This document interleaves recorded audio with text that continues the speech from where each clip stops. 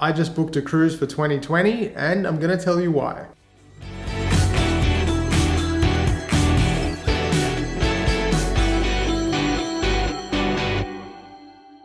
And I've also put a link in the top of the description box.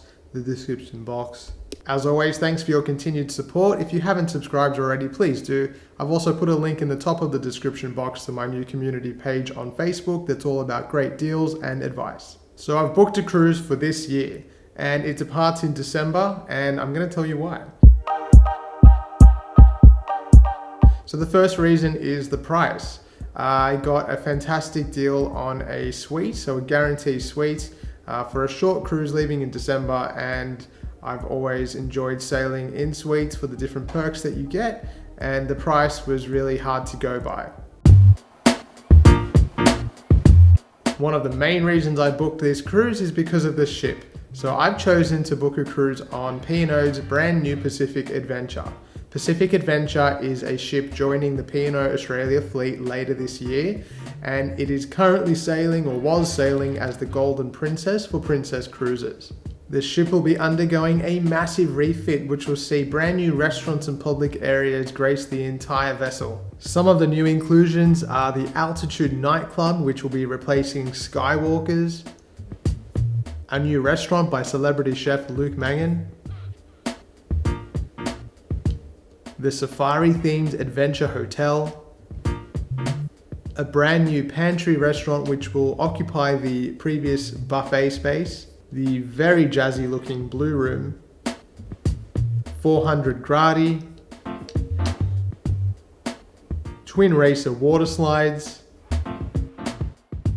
a dedicated family recreation space including its own indoor pool, adults only oasis, and of course, the Byron Beach Club, a suites-only access special area including a pool, hot tubs, lounge chairs, and private deck space. The ship looks incredible and I really want to be able to get on board as soon as possible so that I can document it and bring it to you. Cancelling the cruise is another reason that I booked this cruise. So, as has been the case with previous cruises, in the event that they've actually been cancelled by the cruise line because they can't sail, all guests or passengers booked on that cruise have been offered a 100% refund of their money paid, or they've also been offered a future cruise credit worth more than they paid. The future cruise credit means that you're more likely to keep your money with the cruise line, and for you, well, you'll get extra funds to spend on a future cruise. So for me, the decision was pretty simple. If the cruise doesn't sail, I'll either have the choice of a full refund or a future cruise credit. And for me, I would likely take the future cruise credit to use against a future booking.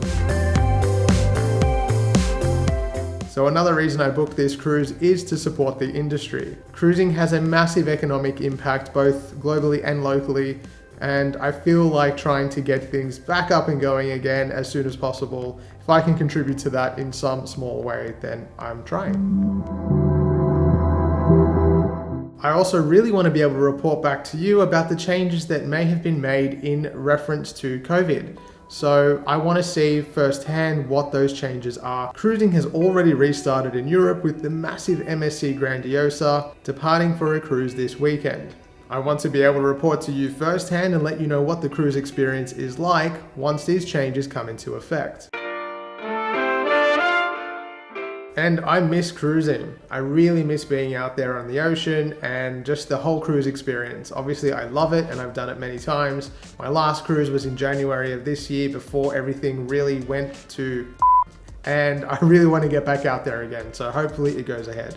And I think that's really the crux of why I booked a cruise. I hope that it goes ahead. I want it to go ahead, but I do feel like there's a safety net in case it doesn't. And I think that I'll have the benefit of a future cruise credit in the event that it doesn't go ahead. And if it does go ahead, well, I look forward to all the things that I mentioned, including the ship, experiencing what COVID practices are like on the ship, and being able to report back to you and let you know what it's all about. Well, that about sums it up. I hope you enjoyed it. If you haven't subscribed already, please do. You can also follow me on social media on Facebook and Instagram at The Cruise and Travel Guy.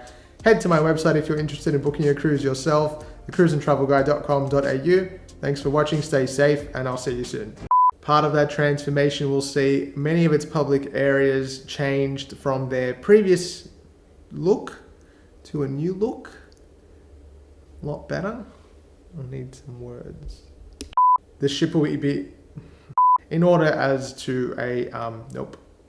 If the cruise doesn't sail, so we already know how much cruising has an impact on the local economy and the global economy. No. Cruising has a huge impact on the economy globally and both globally and locally.